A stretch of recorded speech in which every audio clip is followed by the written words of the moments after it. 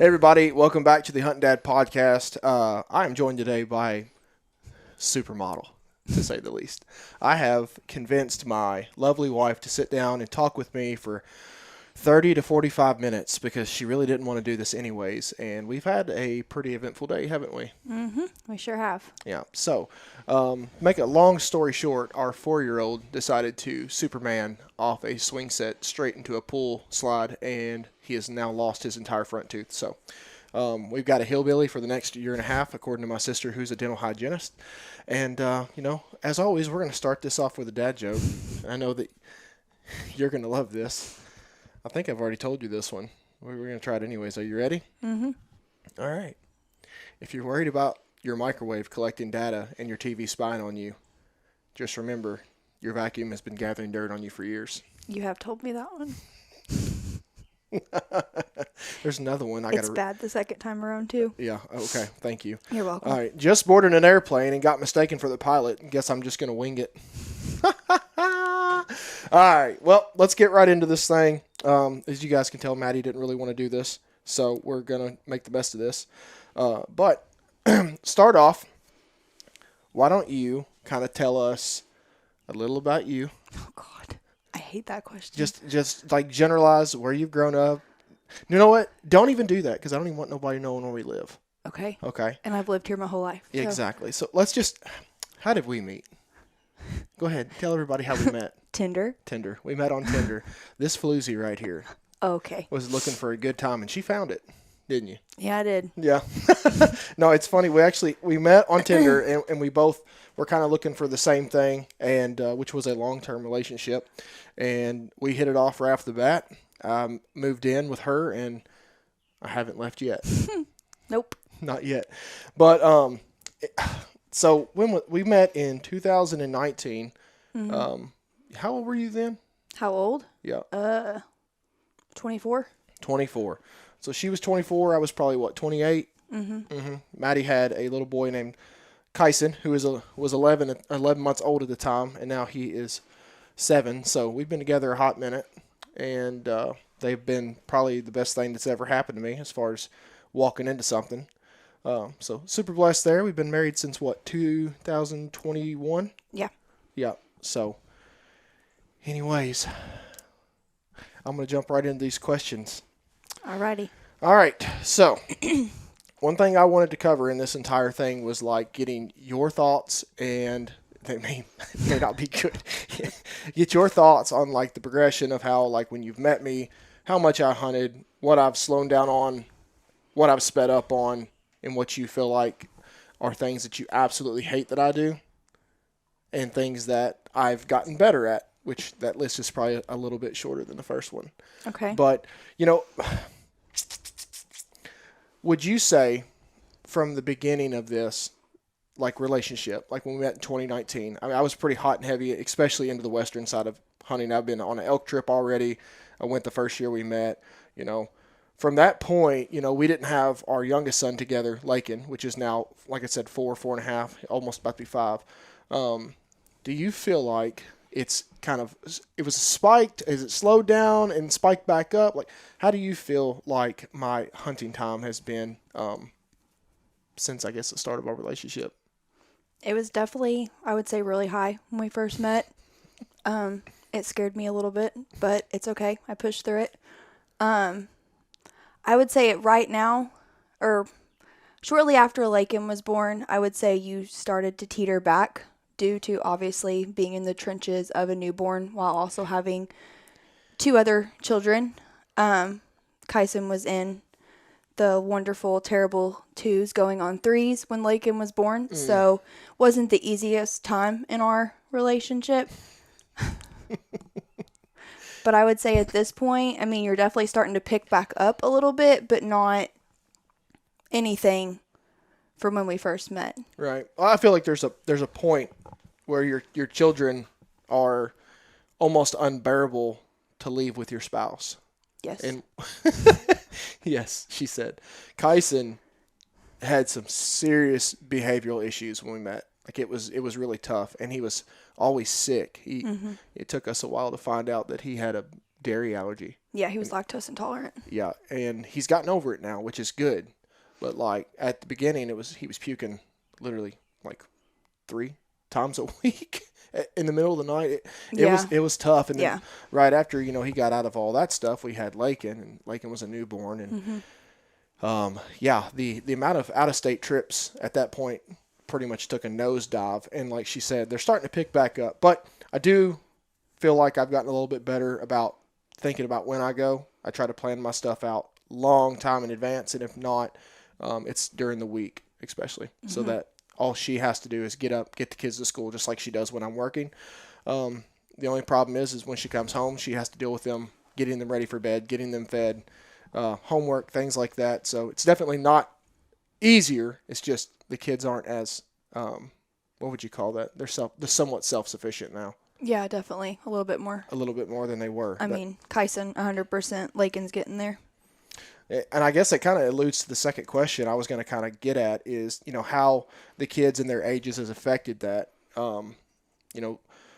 With 3 kids, I brought Keely into this relationship and I met Kyson. So Maddie got the full-on effect of a sweet little innocent girl who's just perfect and never did anything wrong. And now she's developed this attitude, and she takes after somebody really well. You? Not me. Not you. She has an attitude, trust me. But, there was Keely is now becoming a handful, and she talks back. Kyson is now the angel child, and now Lakin is getting into where he's never wrong, and he is constantly needing something. So it's gotten easier, and it's like I feel like in my head we're about to hit this patch where we just got to get over this hump of Lakin. And then at that point, it's not the behavioral thing anymore. It's now a scheduling thing with sports, school, fall breaks, yada, yada, yada. Yeah. So, heck, I mean, it pretty much covers the second one. So this is kind of a 2-part question I wanted to ask you. What are you kind of looking for out of me before, like, season comes up versus, like, a trip? So, like, right now it is June 1st. We're recording this. I haven't really dove too much into the, like, foot scouting at the moment. I'm starting to think about it, starting to get cameras ready, and I haven't always been this way. Like, even, like, Snapchat memories, like, I was out putting out cameras a year ago, like a week ago. So now I keep dialing back my scouting because I'm learning that all this, like, really super early scouting is doing me no good later on in the year. So, like, from, say, the July to August, I go to Tennessee each season. Like, what, in that time frame, is there anything that I can be doing that is going to help you out physically and mentally? I mean, my biggest thing before your trips or before you leave, my love language, 110%, is acts of service. Yep. Not the most affectionate human. I work on that, but so just You worked on it this morning, honey. stop it. So I would just have to say, just kind of setting me up to kind of get me ahead, as in the house being in decent order. If there's any, like, projects I was wanting done, that's always a good way to get on my good side, having those done. But yeah, just acts of service and setting me up to where maybe the time you're gone, there won't be as much on me to do. I've been knocking out these projects. Go ahead and tell them. Tell them about all the things I've done the last 2 weeks. I've been killing it. Super husband.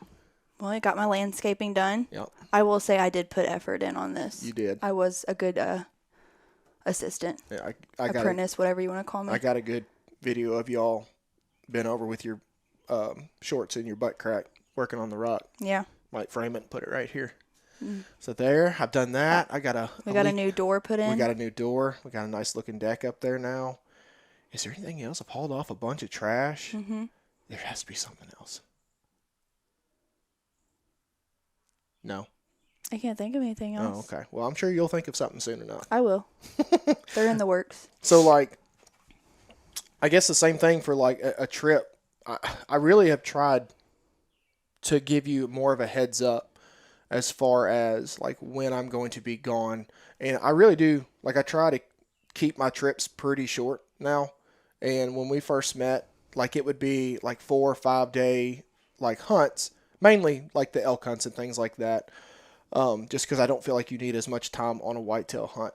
But now I plan these trips to where, like I've alluded to, unless it's on the weekend, which I try not to, but if I can go like a Tuesday, Wednesday, and Thursday and be home in time to pick up the kids on Fridays and stuff, because sometimes she works late, like that's my goal every time. And if it costs me losing 3 days of wages at work, like that really doesn't make you very happy.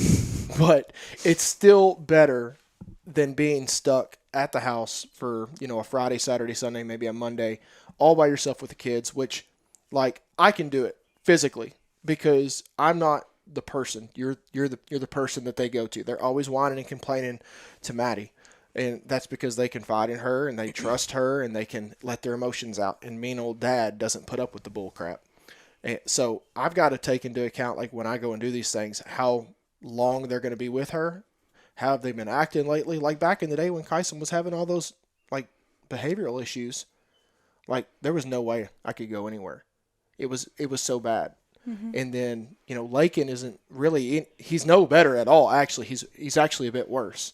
They're just different. They're different. It's just different issues. They're different in their own ways. And they're not bad kids, and we don't not enjoy spending time with them. It's just they're a handful. And 3 is a lot. Mm-hmm. And if you don't know that, I don't know what to tell you. Like, it's just, they're a blessing. I would give everything up in this world for any of them at any point, but they know how to make your damn hair fall out.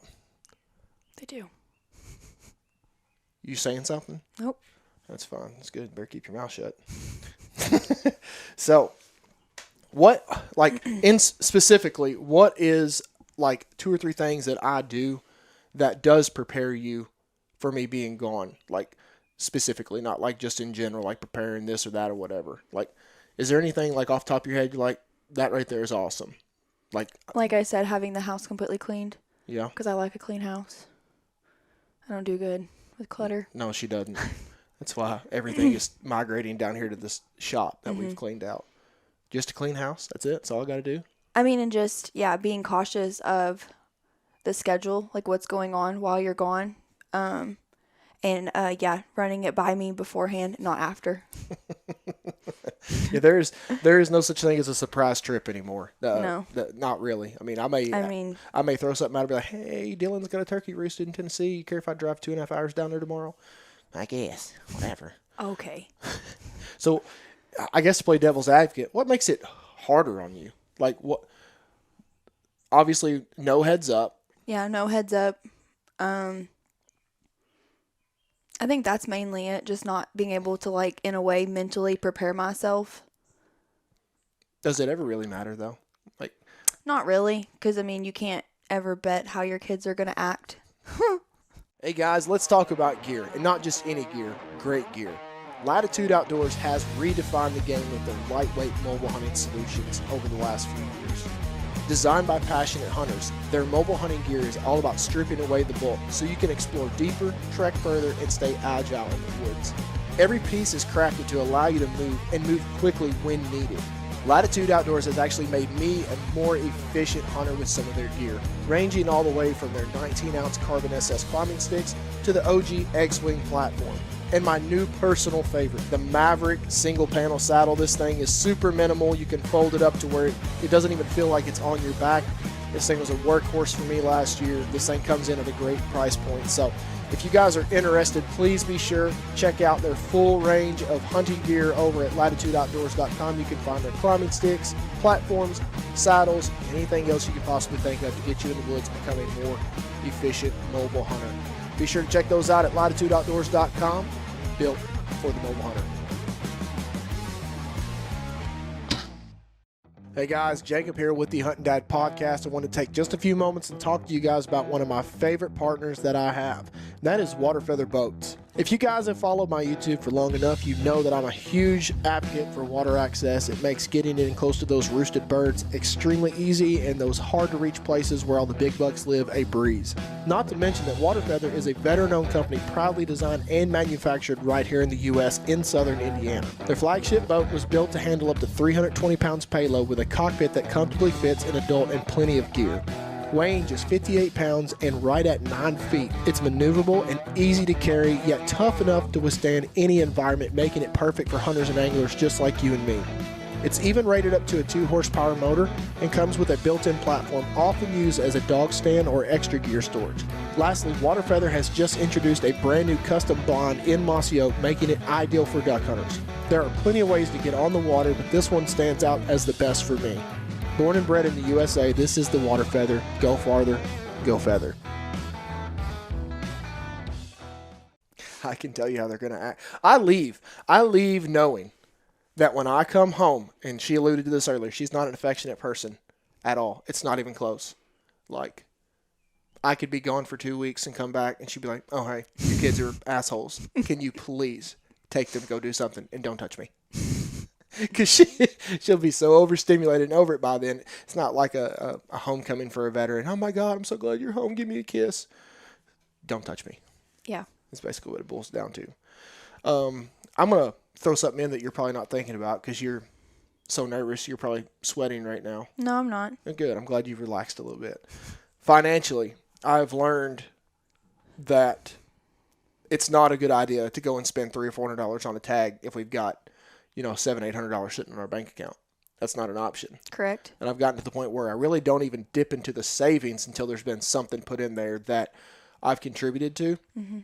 I'm very fortunate through my job that we make a good living wage. I mean, it's getting pretty damn close to right at $40 an hour at this point. So I'm able to make a good amount of money, and she does the saving, period. She is on top of it. She's so good at saving that sometimes she has money stowed away that I don't even know about. Don't you? I do. Go ahead and tell them the story. If you know about it, you'll spend it. I know. Or you'll plan it. Yeah. So if you don't know about it, well, it tends to grow a lot larger until you figure about it. I'm not going to throw you under the bus. I mean, I might back up over you right here, but like this woman had me so convinced one time on our tax return what we got back. Like I was okay with it, whatever.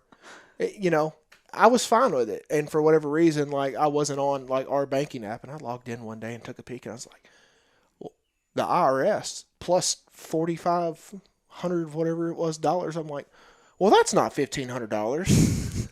Where's the rest of that at? Oh yeah, I was saving it so you wouldn't spend it.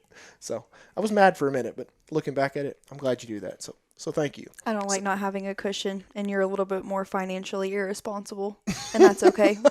So I got your back. She does. She definitely does. So I guess let's tie that into kind of what I'm getting at next is, when you met me, I was pretty dead set on like continuously hunting and planning the next hunt and things like that. And I was still a part of the hunting grounds, and it wasn't, I guess it was maybe a year after we had met is I kind of parted way from Steve and the guys, and I wanted to do my own thing. I had a bunch of stuff come up with Keeley that I kind of just needed to step away from everything for a while. It ended up working out on its own pretty good, and it wasn't as big of an issue as I thought. But, when I started DO3 Outdoors, I don't even remember where it come from. Like, I just remember it was actually, at first, it was called Hunting with Jake. Mm-hmm. And my Epidemic Sound account still says Hunting with Jake, and it's like, that's not my YouTube. But when I started DO3 Outdoors, I had this big conglomeration of videos and stuff that I could like put out there that I've acquired over the years. So it helped my YouTube grow in popularity and reaching people. And there was a big portfolio of stuff there. And, it's grown to, I mean, I'm creeping up close to 7,500 subscribers now, which isn't big as far as most hunting shows, but it's quite a bit bigger than some of the ones that just can't seem to gain traction. And I'm always pulling for those guys. But through DO3, I've been able to up my game as far as quality pictures and promotion and stuff for a couple partners, and I work very closely with Latitude. They are probably my number one financial help, and it's not like a career payment. You know what I mean? It's just a small amount of change that helps cover expenses as far as being off of work, buying tags, taxidermy every now and then when I actually kill something worth a damn, which is not very often, is it? I have no comment. Go ahead, say it. I don't know. Tell everybody I shoot small deer. I don't want you to put them on the wall, so I prefer you not to shoot big deer. So that's kind of what I'm alluding to here is like, over the years of gaining some partners and working my way up, without being a kiss ass, I feel like, does that supplemental income from a hunting source, like surely it has to weigh on your decisions to one, let me go and buy things. It definitely helps, yeah. Um, it doesn't like necessarily have to cut into our income as much, and that makes me feel a little bit better because Right. When it's not coming out of our savings, correct. it certainly helps. Yeah. Maddie doesn't know it, but I've got to tell you the truth on how I've been paying for all these hunts now that I got you on the podcast. If you throw something at me in front of this, When you're sleeping, oh, you do not send feet pics. I know, do. no, you don't. I take feet pictures all night, and there's this OnlyFans that, I mean, it's huge. You've got over 1 million followers on your I toes. probably do. Your toes are sexy. So thank you. They're unique. They're unique. I'm not going to talk about why they're unique. She doesn't have like 6 toes or something. She's got more of like 4. One's got a little kicker off the side. That still sounds bad. That still sounds like I have an extra toe. She's a good swimmer. I am. She's a really good swimmer. So, oh my goodness. So we got to talk about this. Is, Maddie doesn't like to hunt. She has no interest in doing it, and I'm fine with that. And, growing up as a kid, being in the outdoors, checking out Tiffany Lukowski, just dreaming, I wish I had a woman that hunted. Now I sit back and I realize that I've got somebody here that helps me watch my kids, takes care of them, a great mother. I would pick Maddie 1,000,000 times if I had to pick a mother of my children. But she doesn't like to hunt, so she doesn't understand this crazy addiction for it sometimes. But it's a blessing in disguise. Is because if you like to hunt, I'm selfish. Like I would go crazy if you wanted to split time and go hunting. Yeah. So that is something to keep in mind, guys. Whether, it looks good on paper, it's awesome. Oh, my woman likes to hunt and whatnot. But at that point, you have to start thinking about sharing time in the woods.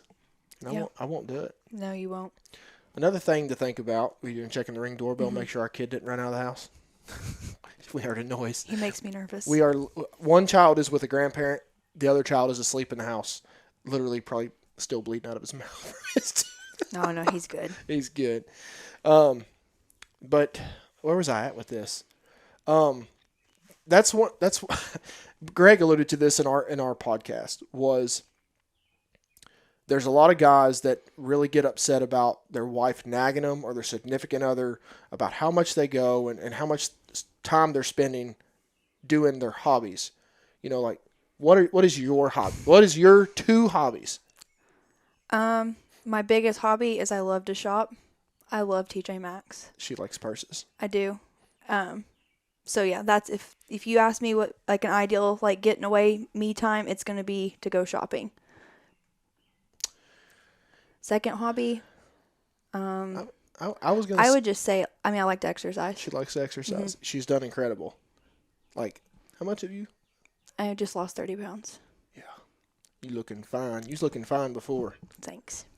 I got no issues. You can put 50 pounds back on. I ain't got no problem with it as long as you don't lose that butt. What I'm getting at is Maddie has her set of hobbies, and during the off season, she knows it. She knows it's BS. She sees right through it. I am pushing her, pushing.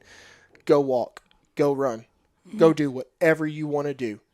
Please go spend your time, because when fall gets here, and I think of it this way in my head, like I'm banking hours that I get to go and hunt, and that's just not the way it works because so many things come up and whatnot. But I think it's important as a guy, if you want to, I'm not patting myself on the back, I'm not saying I'm anybody. If you want to hunt and be as serious as me and, select few others are with this kind of stuff, you have got, this can be your only thing. Like, I joked about saying I wanted to try golfing one day, and you're like, yeah, that's fine. Go ahead and sell your bow while you're at it, because you already spend too much damn time doing the hunting thing. Guys, if you want to do it like this has got to be your only passion. This has been my passion since I was 10 years old. It keeps me out of trouble. I have so much fun. I'm not personally trying to beat other people. I'm trying to beat my goals in my head. And each year my goal is just to have fun, shoot a couple deer. I'd like to shoot big deer and come home to my wife and my kids, and just, that's it. Like, that's all I care about. Like, period. You guys, like, it's y'all. work and hunting. Obviously, you got to have money to hunt, and it's like a tie. Like it's 365 in my head, and it drives you crazy. I know it does, because like Sometimes. during this time of year, when I'm not out and I'm not putting cameras, I'm not scouting, I'm not glassing for deer, I'm on the laptop every single night. Mm-hmm. I'm looking at maps, I'm studying, doing logistics on trips. I'm trying to figure out plans and weather and yada yada yada. The list goes on and on and on. But when it's the off season, guys, it's so important to push your wife to go do something that she wants to do. Make time for her to do the things that she likes to do. Find a way. Like, we're getting away next weekend. Like, we had to pull teeth to do it. We got it, though. We got all-inclusive tickets to go watch the Cardinals play the Dodgers. We're going to eat. We're going to drink. We're going to go back to the hotel. She's going to take advantage of me, and I'm going to be perfectly fine with that. We're going to have a weekend to get away. So, like, I'm planning trips like that. I'm planning to do things with the kids. I'm trying to get as much of this stuff in during the summer, early fall, late spring as I possibly can. That way, and honest to God, it's a guilt thing. Because, no matter how much time I spend with my family, I still feel guilty that I leave them when I go on these trips. And that's another reason is like kind of almost gotten out of the Western thing is because I get so homesick when I go to Colorado. I was almost crying in my tent one night because I missed her.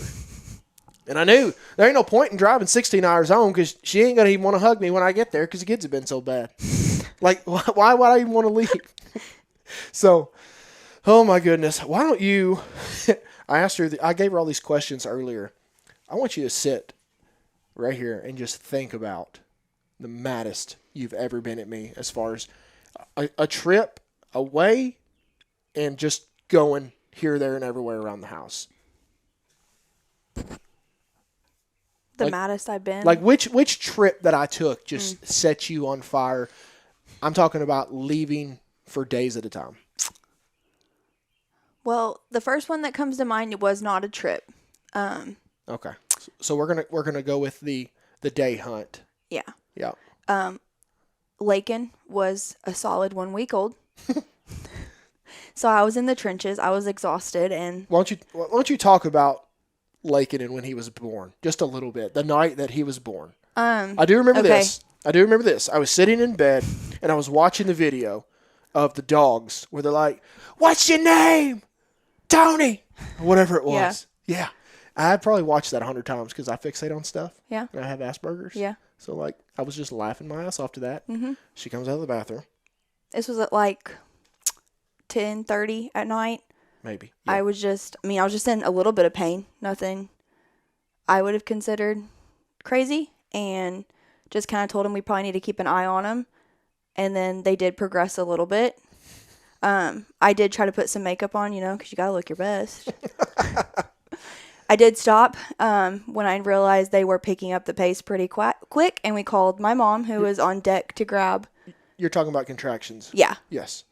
To pick up Kyson. She came up there. We are about an hour from our hospital, 45 minutes to an hour, give or take. Yeah, it's an hour. Yeah. And as far away as we can possibly find somebody that can reach down to your groin area and pull a kid out. We had to pick somebody. Listen, we're from a small town. It's just how it goes. So my mom got here, and the pain was, the contractions were getting closer. I don't really panic. I'm pretty laid back. I have a really high pain tolerance, so it's ridiculous. Things don't bother me that typically do. So mom got there, and we were on the road, and I was still pretty mellow. Needless to say, we hit the road about 11 o'clock. We got into Newburgh pretty quick. Yeah, I cut. He was driving crazy. I cut an hour drive down to about 35 minutes, and it felt good. I was like Tom Cruise and freaking Top Gun. Yeah. So we were into Newburgh about 11:30, 11:45, and Lakin was born at 1:04 a.m. Yeah. No epidural. No. Ready to meet us. That's what we were getting at is the pain tolerance thing. So, she kept looking at me and asking the nurse, "Am I going to get my epidural?" The nurse is like, "Yeah, I knew maybe." they were lying. I knew they were lying too. And then she shoved that thing out of that, popped right out. There he was. And I Been was causing havoc ever since. literally, while Lakin was in her arms right after he popped out, like covered in all that nasty whatever y'all have. I'm getting trail cam notifications of this deer that Maddie was alluding to in this story when she was as mad as me as she could be. It's because Lakin was just born. I was chasing the biggest deer I'd ever had on camera in my life, almost to this point. He still is. He was a giant. I'll actually, if you guys are watching on YouTube, or if you're listening on the audio version on Apple or Spotify, please go over and take a peek at this deer. I'll include him in the video. He was killed the year after this, but I was so dead set on hunting this deer. I invested so much time and camera placement, and I was obsessed with him. I was literally obsessed with him. Like, do you remember the poster board that I built? Yes. I had a poster board of this buck every day from like May, like maybe late May or early June, all the way up to the freaking day before opener. Every single time he had daylighted, or no, excuse me, every time he had showed up in a picture, if it was daylight, there was a check mark, what the moon phase was, the temperature, and the wind direction. I had all this charted out. All this just to get winded by him the first morning and never seen him again. So, anyways, I was chasing this deer, and my grandmother, who is very loud, very, what would you describe Debbie as? The female version of him, but louder. Okay. Yeah, so she's kind of, I love her. we call her the crazy grandma. She's fun. She is very fun. She's my best friend. And she moved to Maryland. So she was in town visiting to meet Lakin and to see us. So not only did I leave Maddie at home with a feral infant who was draining your tatas of milk like every 10 seconds. While also chasing the While chasing 2.5-year-old while little chasing boy. the feral, absolute feral 2.5-year-old around the house with my loud grandmother here. And didn't we decide to get a damn golden retriever at that point too? No, we didn't have him yet. We We didn't didn't have get him him till Lakin was about 6 months Oh, old. Jesus Christ, thank God. That would have been divorce papers. So, yeah, I was basically leaving her to go hunt that deer, but I'd left to go hunt him that morning. I was driving an hour away to hunt him, and I stayed out all day long after him. And when I come home that night, we got into it. What'd you call me? Don't you say it. You say the PG version of what you called me. The PG? Yeah. You're such a I don't know what the PG version of that is. well. It's what we mostly call men. She called me a DICK. Yeah. I was not in a good place. It's not in a good place at all. Oh, God. So that's the maddest you've ever been. Probably. I mean, granted, I really didn't even know your grandma that well then either, so it was kind of just more awkward to be doing all this in front of someone I was not comfortable with, and I take a minute to warm up, so. Obviously. Yeah. You ain't warmed up to me yet. No. That's the maddest you've been, or most frustrated you've been about a hunting trip. But has there ever been a trip that I took that I should? Which one's that one? I hope it's not the very last one that I took. Probably isn't it? It's one of the most recent two. One of them, I was very, very sick. Turns out I had bacterial bronchitis that turned into a severe case of pneumonia. He was gone for several days in a row, and so I was battling both of our boys while being very sick, Can I defend myself here? I guess. I won this hunt. Oh, yeah. Yeah. I won it through Moultrie. I mean, I told you to go. I know, you did. But you didn't want me to. Well, no, I didn't want you to, but I'm not going to not let you take the opportunity. It was so bad. She was feeling so bad, and she's tough as nails, and it kind of pisses me off. She could probably beat me up. She's just that tough. But, like, I was very unpicky with my deer I shot. So I hope you're happy. I shot a half-rack deer in Texas just so I can get home. But I did. I shot a buck, and I hunted the next day just because I needed a day to figure out stuff as far as flight. And I jumped on a plane, and I flew home as quick as I could. And you were in rough shape. Not to mention, I killed 6 bucks last year. I was very, very, very fortunate. I killed one in Tennessee early. I ended up going back to Tennessee, which she didn't even know I was in Tennessee. So I killed this deer down there. Then I killed the buck with the boys. I killed the Army buck, Indiana buck, Texas buck, and then I went to Iowa. And even with it being a $6 year, I drove to Iowa, and in 2.5 days, I took a shot at my first booner. And that was a really tough decision. It's because I've been hounded for, months leading up to this. Like, you need to watch the weather. Watch the weather. Go when the weather's just miserable out there. Well, it turned out when the weather was miserable out there was right after it got bad here, and we had a nice storm roll through. And if I didn't leave when I left, I wasn't going to make it, period. It's a $660 tag. Oh, I know. How did that make you feel? You don't want to know. It's a $660 tag. It's a hard pill to swallow. But I decided at that point, it's like I had to go or I wasn't going to get to go. And I drove out there and I hunted, and you couldn't hardly get out. You couldn't go to work the first day. I tried to do everything I could to prep with tarps and salt and stuff like that, and it helped. It didn't help enough. And that's one trip that I was just in such a bind. Like, I regret it happening. Like, I don't regret going. I mean, I hate that you were in a bind, but it's like, that was a situation to where, like, if the tag wasn't expensive, if you were already a resident of the place or whatever, it's like, that's probably one of those you just sit out. Because I left her here in an ice storm with kids, no way to really go get a bunch of groceries. Your car is front-wheel drive. It's a GM Acadia, so it's a piece of shit because it's a GM.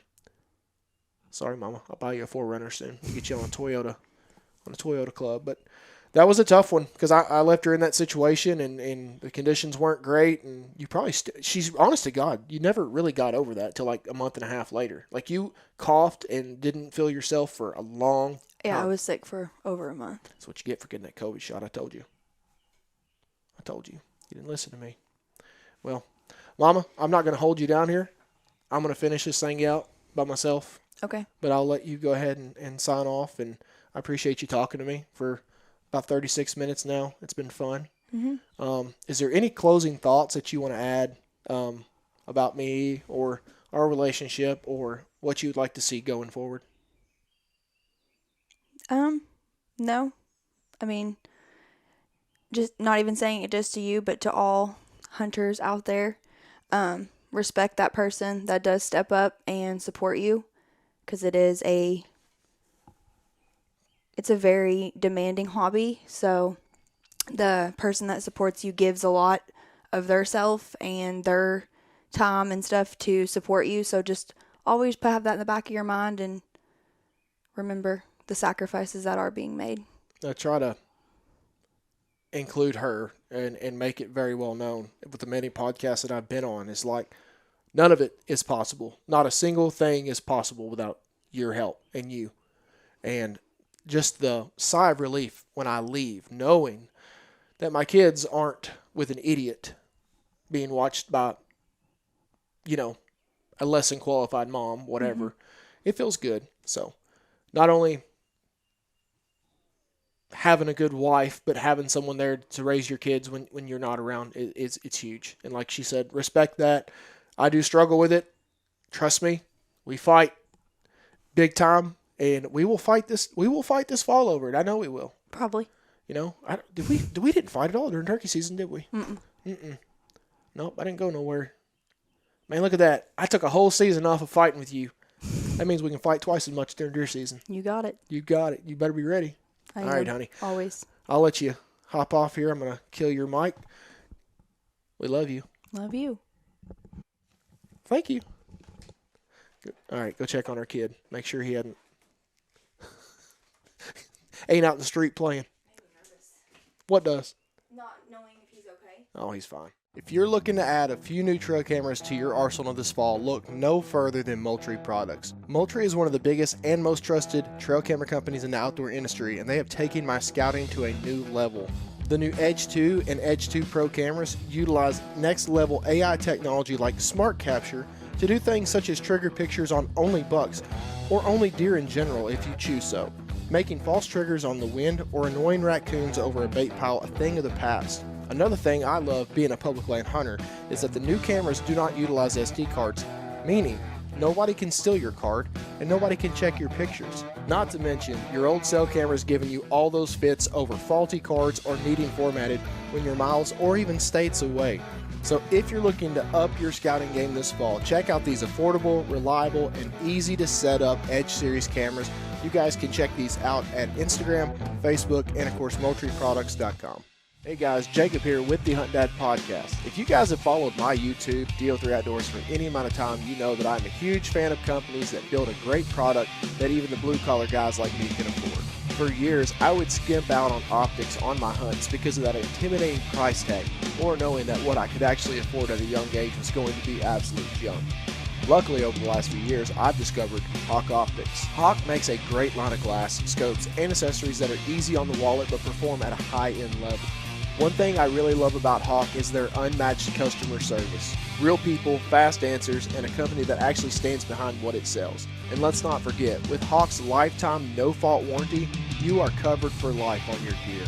Since using Hawk Optics, my 4 personal favorite pieces so far is the 10x42 monocular, the Nature Trek spotting scope, the Frontier ED 8x42 binos, and of course the Endurance rangefinder. If you guys are interested about any scopes, pieces of glass, or accessories, be sure and go check out hawkoptics.com. That's HAWKE optics.com.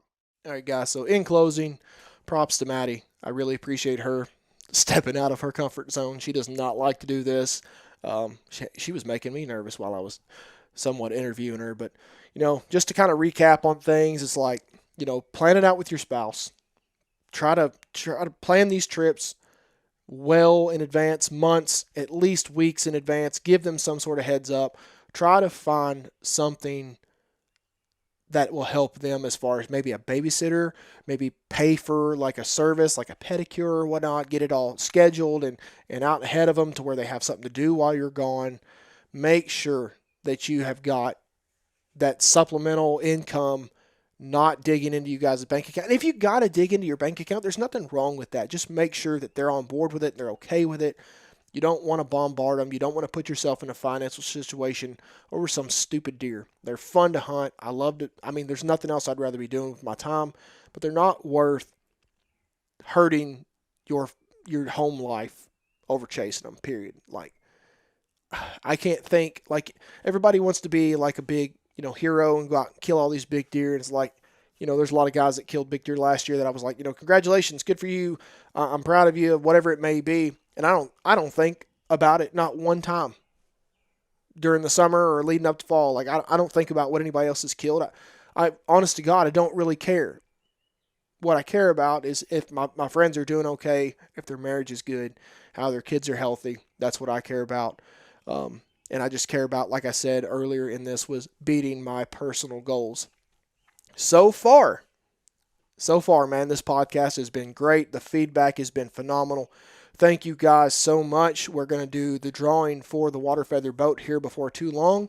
Be sure, if you've entered in that you do have a way to come and pick it up from either me or a water feather shop. We will get that figured out and do the final details on that and get it transferred over to you. But, this is kind of a shorter podcast. I don't want to keep them all like extremely long. I think the long, drawn-out podcasts that aren't like based on a certain topic kind of get, I don't know what you'd call it, a little drawn out. But as always, be sure, guys, go over to Apple Podcasts, leave me a 5-star written review. That helps so much. If you want to help this podcast grow, the best way to do that is to share it with a friend. Hopefully this helps somebody out. It's one of the main goals of this podcast is to be more relatable to guys out there in real life situations and maybe shed some light on this and, getting it from both my wife's perspective, Amanda Johnson's perspective. Hopefully guys can take something away from that. And of course, we're still going to talk to a few more gals, a few more guys that are in the same situations as me.